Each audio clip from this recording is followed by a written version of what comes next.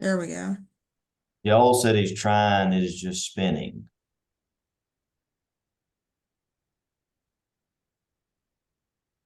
Hello, everyone. We're going to get started in just a moment. We are expecting, I think, about just over 100 attendees today. So just let's give it a moment for everyone to get logged in.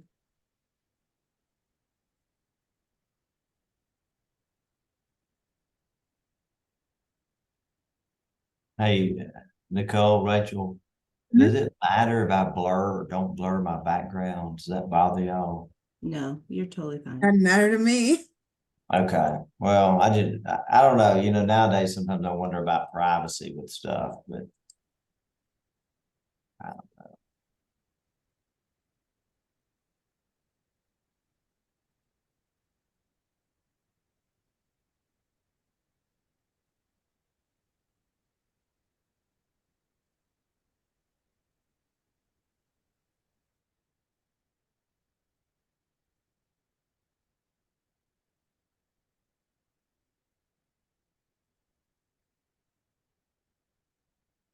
Welcome. As I see people logging in, I'm just giving a moment for everyone to get in before I get started.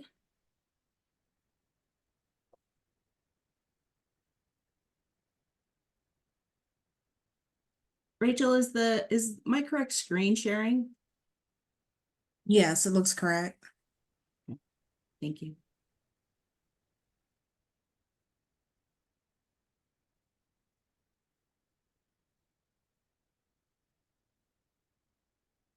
All right, well, I will go ahead and get started. So welcome to the final review and panel discussion for the impacts of climate change on private wells, biological contamination, groundwater depletion, and saltwater intrusion. My name is Nicole Dutra. I'm a senior project coordinator for the National Environmental Health Association, and I will be moderating the call today. So thank you for being with us today.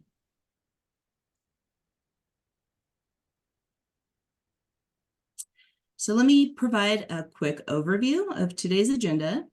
I will be introducing today's panel experts, and then each of them will provide a short refresher summary of the workshop presentations they delivered back in September.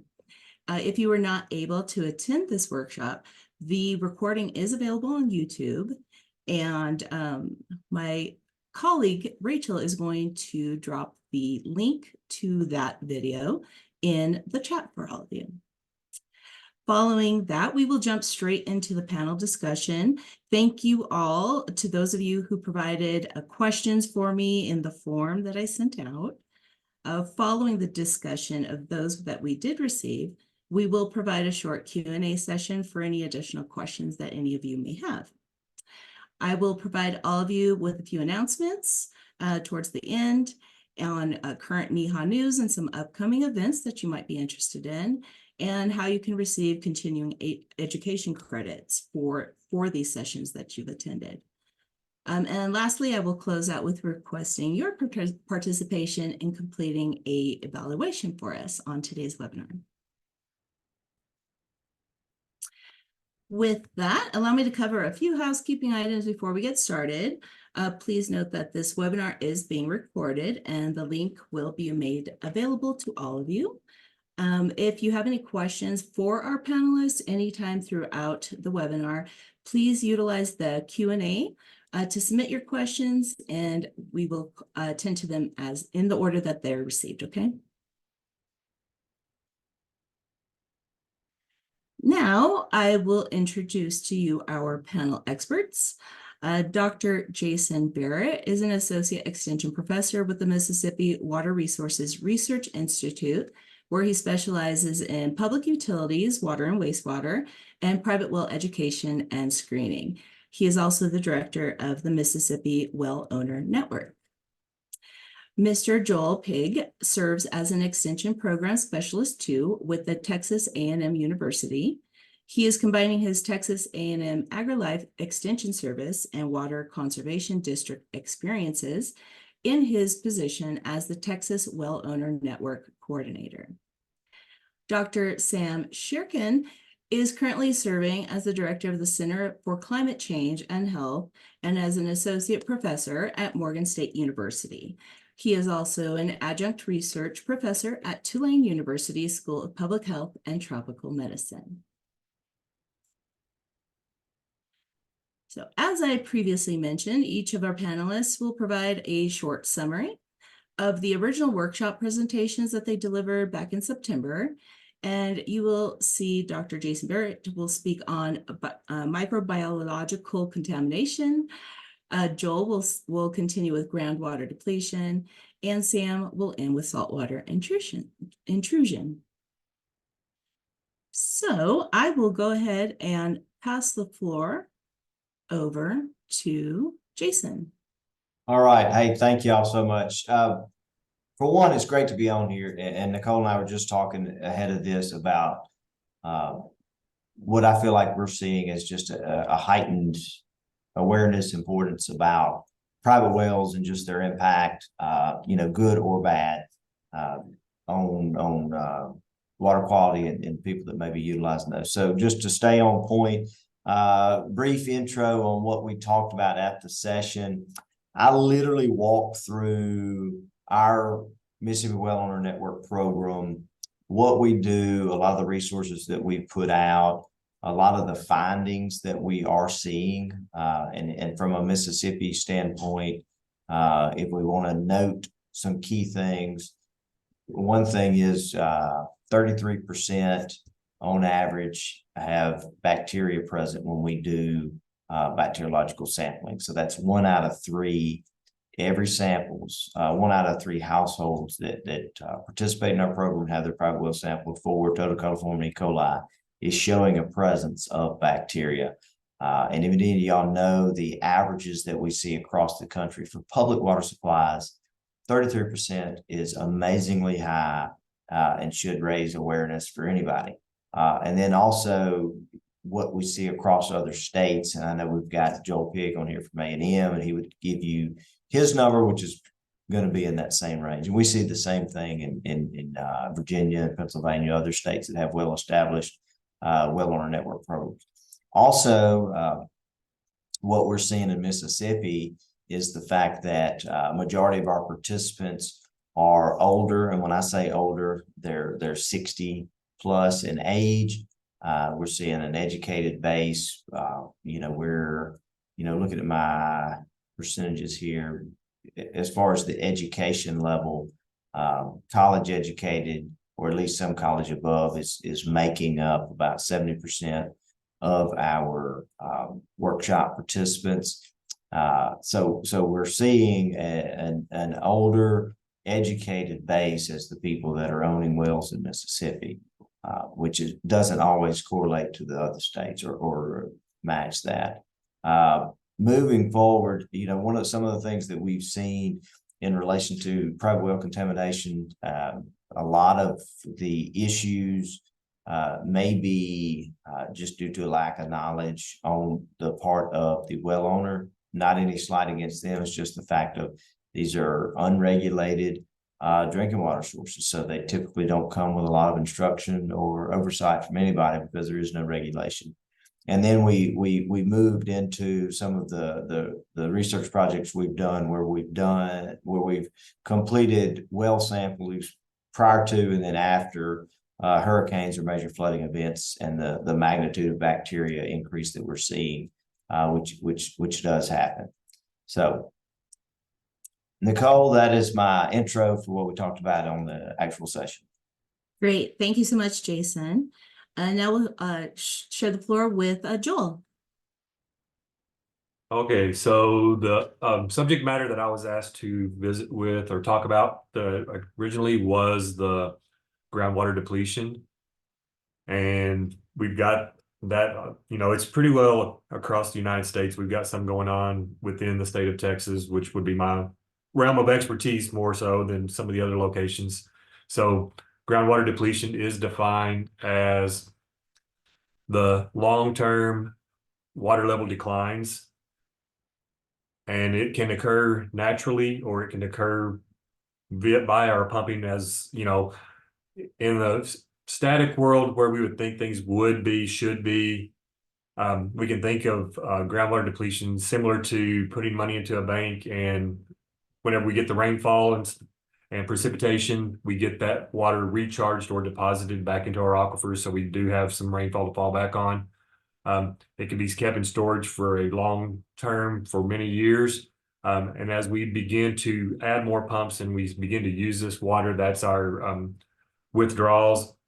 And the problem with groundwater depletion is we are withdrawing faster than Mother Nature is supplying to us and giving us water back. So as we need water for communities, as we need water for crops, for our livestock, whatever is going on that property, typically we are utilizing the water faster than we are gaining it back, especially with our drastic climate changes that are, we're either here in Texas, we are feast or famine. I don't know if anybody's looked at the news here lately, but we've got a fire that's going on in the Panhandle today that started earlier this week that's already covered 1 million acres. So they had prime rainfall back in the fall, set them up for lots of vegetation. Now they're paying for that vegetation with the wildfires. So, that climate change definitely has made these fire situations more dire, more drastic in certain instances.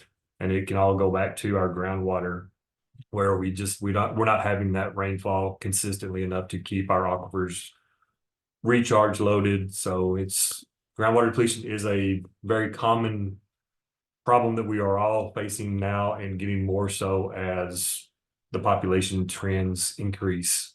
So I think and again, kind of what Jason mentioned on his, we do our well owner program. I did put that in the first session that we had. Very similar to him, we probably see 30 to 40% of the samples that we look at with private wells that have problems with coliform bacteria, and anywhere from 3 to 8% of the samples that we do on an annual basis test positive for E. coli bacteria. In our program, we probably run close to 2,000 samples a year, so we're seeing quite a few coliform issues. We're seeing some in our heavily farmed locations across the state. We do see some issues with nitrate levels. We do know where pockets of arsenic are, so we've got a vast gamut of issues that can arise within our groundwater wells here in Texas. Great. Thank you, Joel, so much for sharing that. And Sam, we'll slide over to you. Yeah, so last time we, spoke about the saltwater intrusion. If you want to know what's the saltwater intrusion, we mentioned about, what's happening in the Mississippi, the Delta, some examples. And, saltwater intrusion, it occurs when, the seawater or saline water infiltrates freshwater aquifers, impacting private and public wells in many coastal areas. And with the climate change, we see more sea level rise, and salt water can encroach inland and can be detrimental to, the agriculture, and also, to fresh water in wells, rendering it undrinkable. We talked about, some coastal areas in the U.S., experiencing saltwater intrusion. Some of the measures we need, for example, well restrictions to mitigate its effects, and how to protect freshwater resources, and briefly mention about sustainable water management practices. That's very crucial to addressing saltwater intrusion and ensuring the resilience of the wells against saltwater intrusion. Mainly, we talked about how the Mississippi River in New Orleans area was experiencing saltwater intrusion. Last year, the current saltwater intrusion is, mainly due to the, severe drought in the Midwest that reduced the river's volume, and, the magnitude of reduction in river flow, the length of time. The river was low influence, the ocean water kind of moved inland. So that was kind of the discussion, but not only in the U.S., give some examples of kind of coastal areas in other countries like Bangladesh and India, where you have largest coastal mangrove forests in the world. They have saltwater intrusion problems. So that's the kind of overview we spoke last time.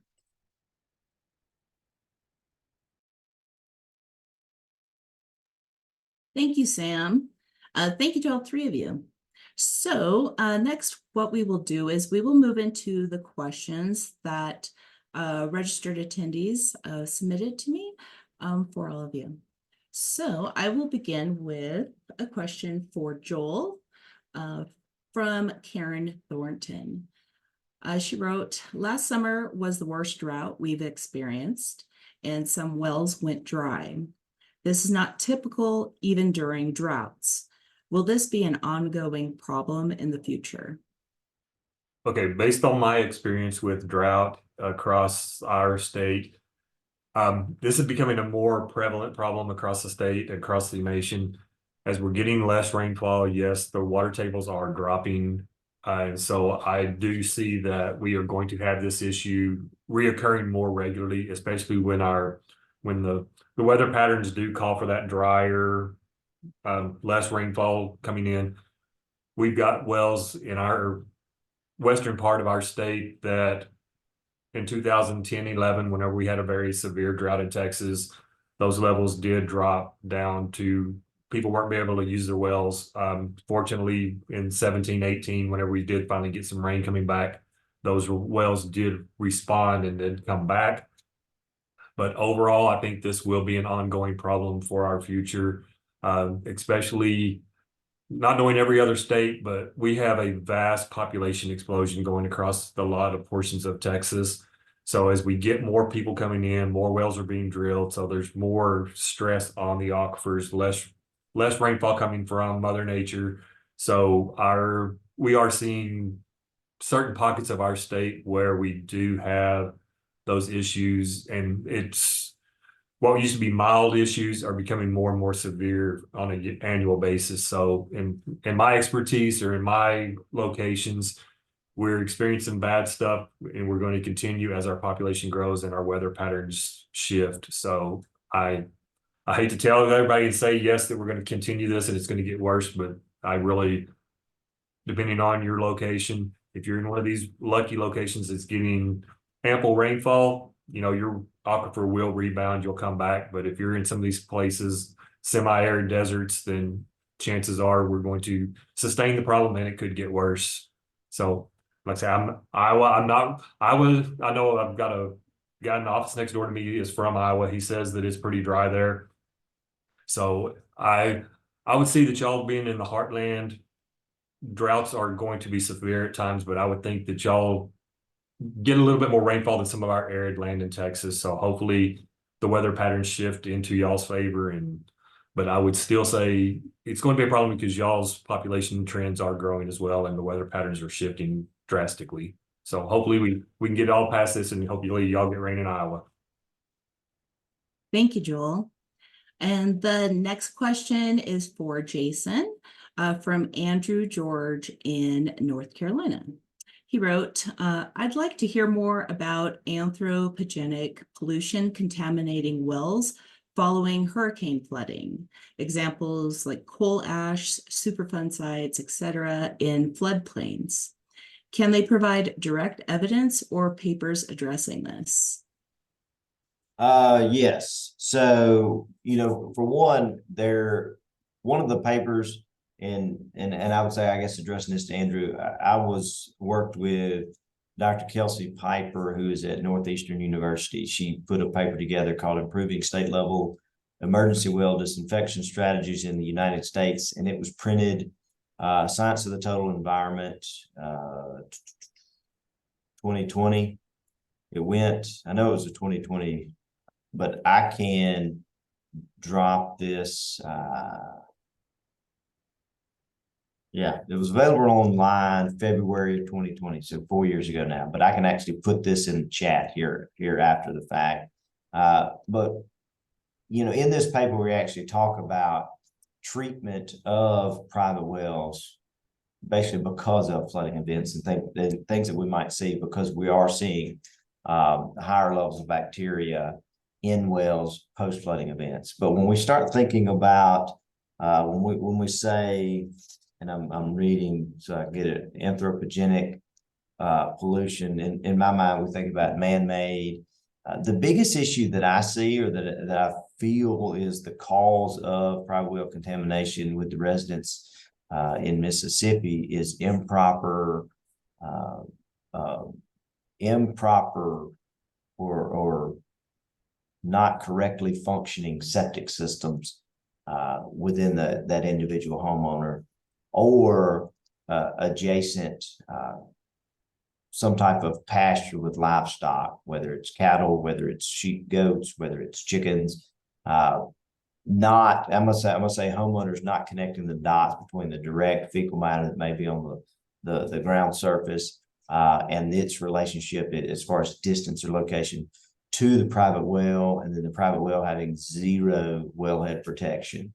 And again, this boils right back to having zero regulations on top of any of these private wells being constructed, even though we have what we would think are best management practice for well construction and having, certain height of our well casing above the ground, having a certain, depth of annular cement to seal it out, having some type of concrete slab or platform that gives you a good soil to surface seal. We're just not seeing those in a lot of circumstances. And I don't ever want to throw anybody under the bus or point the fingers, but we have zero regulations on it. Homeowners can simply call, doesn't have to be permitted, doesn't have to pull a permit. So a lot of wells just get drilled and get paid for, and they're lacking a lot of these items. So when we go on site and start looking at why is there contamination, usually it's improper septic system or some type of adjacent livestock facility. Great. Thank you, Jason. Next question for Sam. This one is from Sharon Browning in Arizona.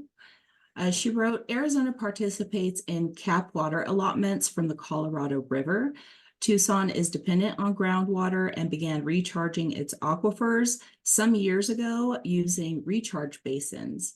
We also encourage rainwater collection and redirecting stormwater to landscape by curb cuts and xeriscaping. What has other regions done to allocate water between agriculture and new developments?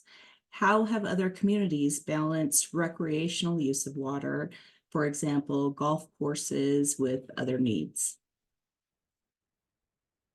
So, different communities, they have implemented very diverse water allocation, strategies. For example, in California, they have like tiered pricing structure to kind of motivate or incentivize conservation. And some other communities, they may have market-based approaches for balancing water systems. So it's kind of crucial to balance, water use between new developments and agriculture needs.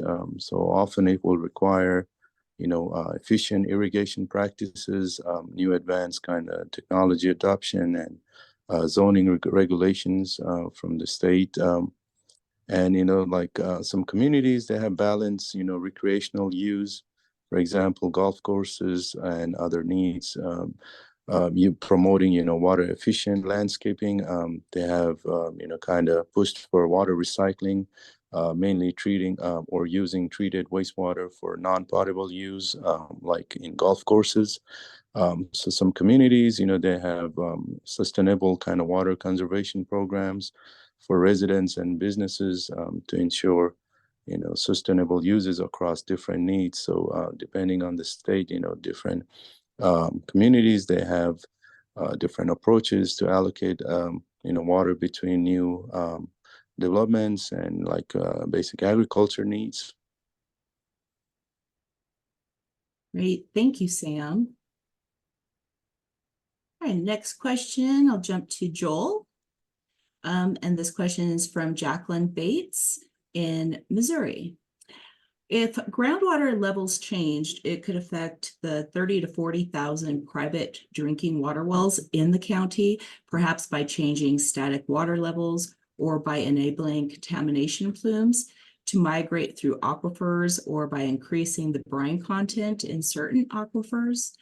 Public water supplies in this county use mostly groundwater, but the largest ones use surface water. Will climate change decrease or increase static groundwater levels? Okay, so very similar to the previous question. So in my opinion, the more we're using the water, I think that our static levels should decrease because we are using more water, we're punching more holes. So with the usage that we've got, population that you've got, 30 to 40,000 drinking water wells, I would think that's probably on the increase on an annual basis. So my gut tells me that static groundwater levels are going to subside over time. Hopefully we do get enough rainfall that we do try to mitigate that and maintain current levels. But overall, hotter, drier summers that we're getting across the United States, I think we're going to see some definite drops in our static water levels. Great, thank you, Joel, for that. Next question for Jason from Judy Manners in Tennessee. Weather extremes are expected to become more prevalent and more public water treatment facilities are in or near floodways. This past year, several public water systems in Tennessee suffered from a lack of source water due to drought. The drought is ongoing as precipitation has not been sufficient to adequately recharge aquifers. With the continued population growth, water availability for both public water supply and private water sources, well and spring water, it's becoming a real problem. This creates a domino effect on drinking water safety, emergency response, and routine activities. Regulated environmental health facilities, such as restaurants, are not allowed to operate without water. Similarly, hospitals, nursing homes, daycares, jails, prisons struggle to remain open with water supply when it's unavailable. Comments, Jason? Oh, well, I see Judy, I really could preach all day long on this. Again, from my perspective, and I've done a lot of work with public water supplies over the last 18 years, and we really chewed on this topic several years back when there was a town in, I think it was in Australia, that was on the brink of running out of water. Like there was a day zero where they said they would be completely out, and it was a surface water plant, very similar to what you're talking about. And from there, and I still hold on to this. I think there's no one magic silver bullet. I think it's a multiple items simultaneously working through. And again, we could expand off all of these, but I'll hit them real quick. One is we've got to start doing a better job of educating our customers about the use of water, because right now and in the last 50 years, we have allowed drinking water to be a very, very, very cheap utility. But we're all coming to this realization that it's not cheap to produce, not cheap to pump it, not cheap to treat it, not cheap to distribute it. So we got to do a better job of educating our customers about the true value of drinking water. Next thing, from the management and operations of the utility. So when we think about general managers, operators, the folks on the ground, we've got to do also a better job in their arena of, I'm gonna say in my mind, promoting what we do as an occupation, but also having the most efficient use of this what I'm gonna call a scarce resource, in the sense that we need to do as good a job as possible to reducing as many leaks, reducing as many areas of water loss that we possibly can. Because to me, if we pump it out of the ground, we need to be able to use it, or at least know where it's going, and hopefully not be a waste. And then 3, from the oversight, management, whatever government entity that is, whether it's a rural association, co-op, whether it's a utility district, whether it's privately owned, whether it's municipality, we have got to truly start setting rate structures that, I'm gonna say, incentivize or at least encourage some conservation. Because don't get me wrong, I think the rate structures that we've used for the last 50 years, if not longer, are good. But there's a huge disconnect between the value of water, because people will walk into a convenience store or a grocery store every day and pay anywhere from about 60 cents to $1 for 20 ounces of a bottled water. Yet they get a little frustrated when their water bill is $5 for 1,000 gallons. So there's this extreme disconnect within the value, because consumers in America, and we prove it every day because we're the number one per capita consuming country in the world. We consume more water per capita than any country in the world. So we already know that we will purchase it, and we already know that we value good, safe, clean drinking water. Yet that's what our public water supplies are producing. Because if you look, bottled water companies, I think it's up to about 65% now across the country, buy it from public water supplies. Why? Because it's so cheap.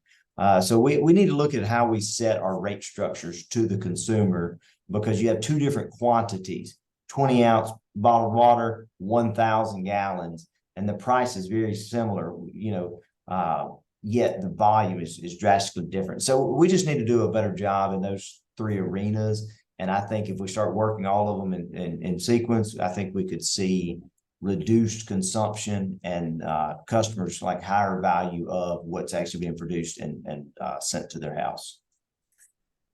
Great, thank you, Jason. Sam, we have a question from Luke Robertson in Georgia. Our country is in a red zone to restrict new wells due to stress on the aquifer and saltwater intrusion.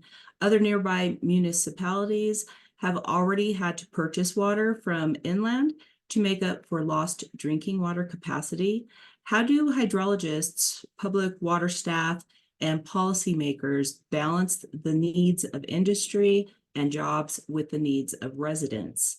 Water is not a finite resource, and efficiency can only get us so far when it comes to development and increasing population.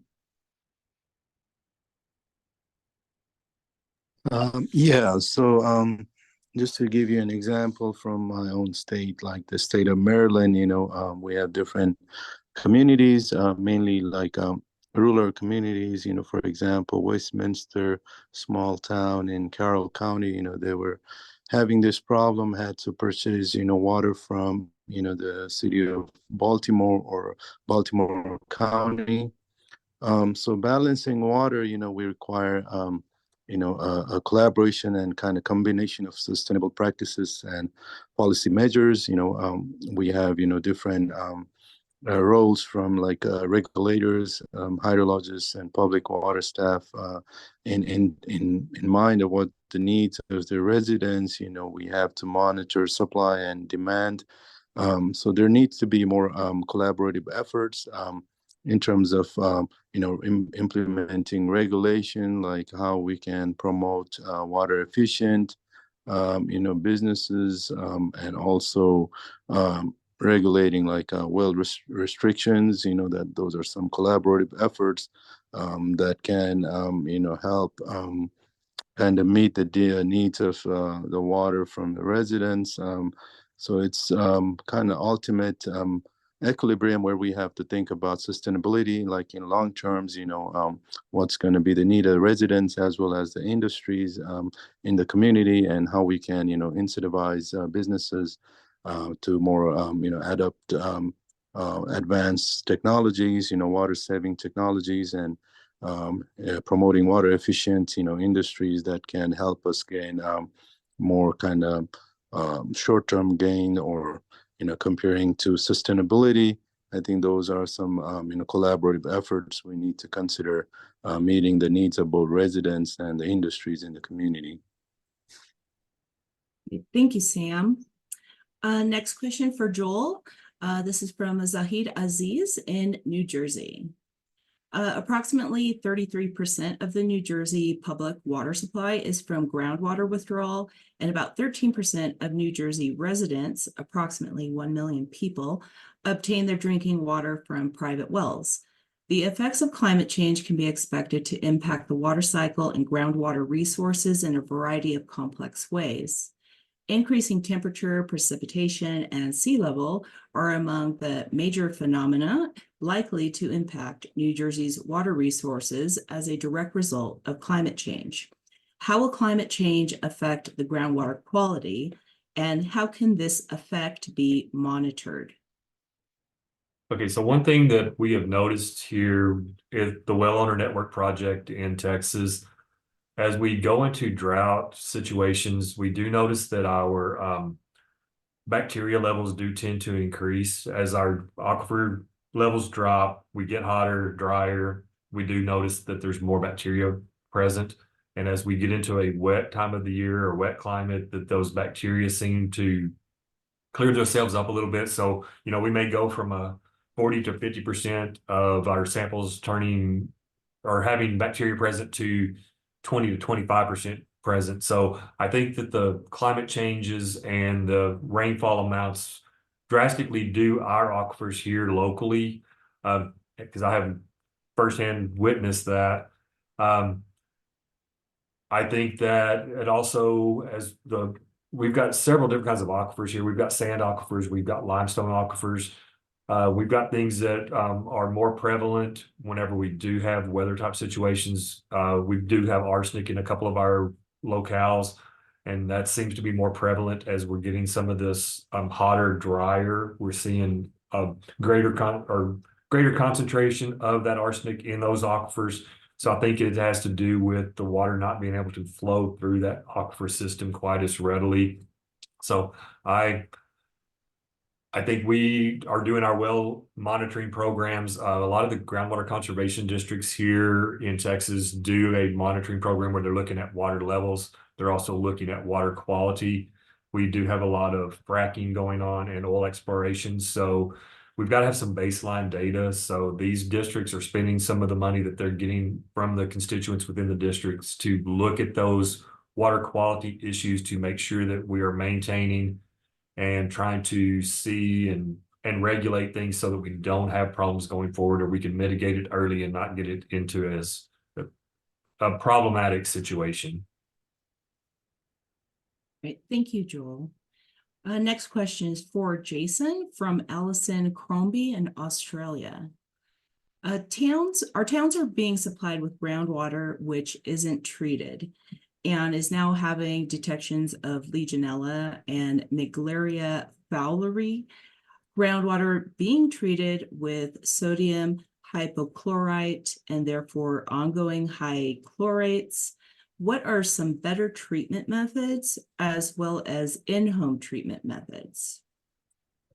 Ooh, so Allison, I would say this, for one, yes, and again, I feel like I preach this all the time. I do think private wells can be a valuable source of drinking water, but with the amount of bacteria that we see as far as a percentage of samples, we know that there's an issue. We know that treatment is needed. Also, when we start thinking about treatment methods, the sodium hypochlorite is nothing but a liquid form of chlorine. Some people may use a gas form of chlorine, which is what we typically see in our public water supplies. So when it comes to the bacteria at the level you're talking about of these pathogens, chlorine, just the volume or the dosage being higher and time, giving it time to actually interact and kill the bacteria. That's truly what's needed. So when we think about treatment for drinking water, so these towns that may be supplied by drinking water that are having this presence of the bacteria and the pathogens, they need to add something that will actually kill the bacteria. So they're going to need some form of treatment. So when we think about in-home treatment methods, again, it's going to be related to what is the bacteria, because there's multiple types of bacteria out there, and just about all of them have a different level of what we think dose and contact time you need in order to kill them or make them inactive. So small volume, ultraviolet, small volume UV is what we would think of, is a tool for in-home small volume to use. To me, one of the things to think about is potentially turbidity or making some type of filter. So in my mind, combination of, I'm looking at in-home, I'm gonna have some type of particulate filter, and then past that, small volume UV. So. Great. Jason, I have another question Come for on. you from Anna Majori in Ontario, Canada. In this era of increased population growth and demand on drinking water in rural communities, while also faced with climate change, how do we convince governments to pay attention to water quality issues in rural and remote communities?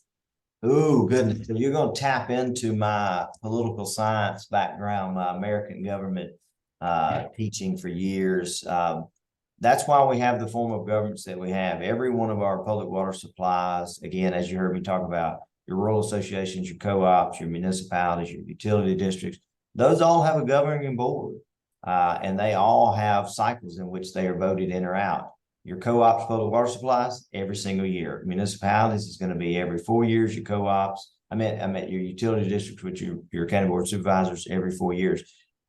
You speak at the ballot box. You speak with your vote. So to me, how do we get them to pay attention? People call. People tell their alderman, they tell their board member, they tell their county board supervisor, hey, we're having a problem, and we need you to come look at it. We need somebody with your team to come look at it. And then, you know, as much as I hate to press it like this, because it almost sounds negative, but the reality is, and you can say this, anybody can say this as a citizen, that we think this is enough of the issue that we're willing to find a candidate that sees it as valuable as we do. And you'll start getting some people's attention then. To me, we speak at the ballot box again. That's why we have votes for every one of these boards that oversees our public water utilities. Great. And Jason, Judy dropped a message in the chat just asking, are there still regional water emergency relief efforts from federal agencies? Ooh, that's a good question. As far as, I'm assuming you're saying, will they still make efforts if there's an emergency? Is that, I'm wondering if that's where she's going. Thanks for the comments. Are there still regional water emergency relief efforts from federal agencies? I mean, to me, close to home here, you know, in Jackson, Mississippi, you know, we had some issues last year, 2022. And we had a major, what I would say is federal assistance relief injection. And I would assume a lot of y'all states are very similar. We see a lot of outpouring even at the local level. So adjacent public utilities coming in, trying to help, whether that's help with the system itself, or is it people literally bringing in other water supplies so people have something to drink. But yes, we've seen it. I have not seen it stop, or have not seen it quit. Now, again, where we are, massively rural state, you know, Jackson, Mississippi is our largest city, largest public utility, and it's our capital city. But when we had issues there, yes, there was some federal assistance that came in. Great, thank you, Jason. I'm going to move over to the Q&A box. So Jason, Joel, Sam, whoever would like to answer. We have a question from Haley. What would you recommend wellhead protection setback be for septics and surface contamination? Okay, so I can address that pretty quick from our perspective here in Texas. We have rules statewide that say a well should be 50 feet off of our property line. We should be 50 feet from our septic tank to our wellhead, 100 feet from our leach lines or septic field, drain field, and at least 150 feet from those sources of contamination. So those are state regulations that groundwater districts, drillers, pump installers have to follow here within the state of Texas. Great, thank you, Joel. We have one more question in the Q&A from Victoria Clower in South Georgia. What strategies have worked with your programs, emerging technologies, or innovative approaches that y'all have utilized to increase awareness and accessibility of information about private wells in rural communities?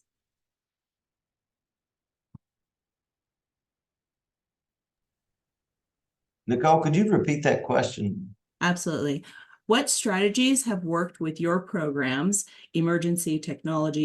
emerging technologies or innovative approaches that you've utilized to increase awareness and accessibility of information about private wells in rural communities.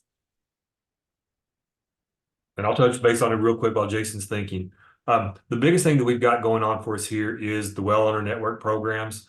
We go to those rural locations. We go to where those people are at, and we do the water sampling where they bring us private water well sample to us. We look at that sample and tell them if it meets drinking water standards. We do educational components that go with it, explain what water wells are. We talk about water conservation. We talk about lots of things that we think are very important to well owners. Our population has changed over the last few years. We're getting an influx from people from the East Coast, West Coast. We're getting people that are moving from that cities into that rural communities, especially during COVID. They decided that they didn't have to be at the office. They could work remotely. So they moved into some of our more rural places. People were used to, or are used to, you turn on the faucet at the house and water comes out no matter what. We've got people that move into some of these rural locations. They turn the water on at the faucet and it doesn't work. They call the closest town and say, hey, my water's not working. Why is that? Where do you live? We'll see if it's in our grid. Turns out that they've got a private water well and they're going, what is a private water well? I know nothing about that. So our well owner network is explaining to these people what a private well ownership means, what that does. And so I think awareness from our program into our extension offices, into our water district offices. And, you know, we are a state organization. We come from College Station going into some of these rural locations where they hear these messages from the local people over and over again.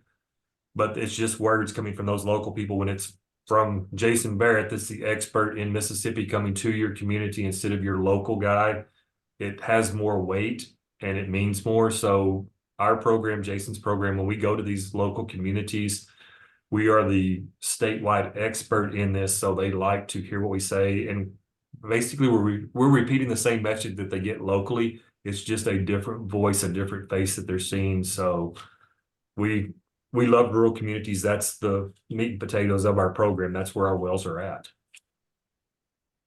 Thank you so much, Joel. Jason, did you have anything to add to that? Well, two kind of housekeeping things. One, I didn't realize I was sending stuff to just the panelists earlier. So I've dropped in that paper that we talked about earlier. And then also the question related to setback distances. We did one in Mississippi and I dropped it into everyone as well. So you could look. I think Minnesota has another one as well. A few different characteristics in Minnesota that we don't see in Mississippi. But also talking about how to get our information out. To me, we just burn up the road. You know, we're in different counties all the time doing workshops, and I really like to do workshops in the vein that the county agent feels is going to work best. Sometimes we do workshops in the evenings and we invite people in. Sometimes we do a lot of hands-on work where we'll literally drive around the county and visit individuals at their homes. And from what I have seen and for what we've done over the last decade, you know, to me, nothing beats getting out and literally getting in these communities with people and having those conversations.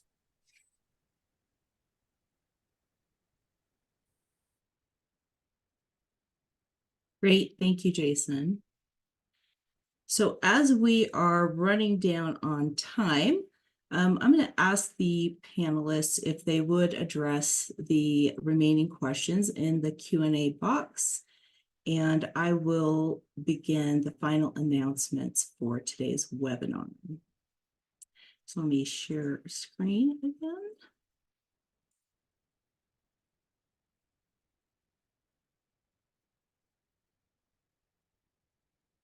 Rachel, could you confirm that the screen came back up? Yes, it's up. Great, thank you so much. All right, so please allow me to share some announcements. So each year, NEHA hosts our annual educational conference. This year's conference will be in Pittsburgh, Pennsylvania on July 15th through the 18th. Registration is currently open, and I highly encourage all of you to attend. You could learn more at our website, and Rachel will go ahead and drop that link into the chat for you. or you could scan the QR code that's there on your slide. At this year's AEC, there is a pre-conference workshop that I think many of you may find very interesting. It's going to be on private well preparedness, strategies to mitigate the impacts of natural disasters on private wells. It is planned to be a 3-hour session on Monday, July 15th. And you would register for it. It's free to register for the pre-conference session. And you would do that when you do your AEC registration. Let's see anything on that. All right, next, the Private Water Network has relaunched and it is free to join. Now accepting applications, you can scan that QR code, or Rachel will also be dropping the link into the chat box for you. It's an online community to be able to share resources, ask questions, find out about upcoming events. And currently there's about 180 members. So please join. And for continuing education credits, this entire workshop series, beginning with the main workshop that was done on September 12th, learning lesson number 1, which was conducted on December 7th. And today's session, you could earn continuing education credits. You could scan the QR code to find out more and get the instructions on how to do so. And Rachel will also drop the link into the chat for you as well. And finally, I would like to ask all of you in attendance today, if you would please take our evaluation survey for today's webinar. Your feedback and your recommendations help us to improve our webinars and our virtual trainings to be able to better meet your needs working in the field. So thank you so much for attending today's webinar, and we hope all of you have a wonderful day. Thank you to our 3 panelists for sharing your knowledge and your expertise on all of the topics and answering everyone's questions. Thank you so much. Have a great day, everyone.